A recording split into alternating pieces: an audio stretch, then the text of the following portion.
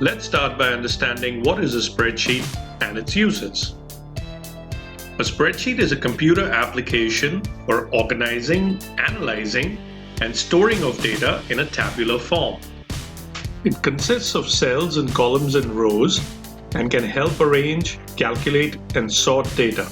Data in a spreadsheet can be in numeric values, text, or in formulas. Apart from this, it can also be used to prepare various charts in pie or bar diagram formats, which can come in handy during a presentation. Now let's learn about a few common formulas that are used in a spreadsheet. Some of the basic formulas used in a spreadsheet are sum, count, and average. Thank you so much for watching this video. We'll meet again in the next video. Till then, stay safe and keep learning.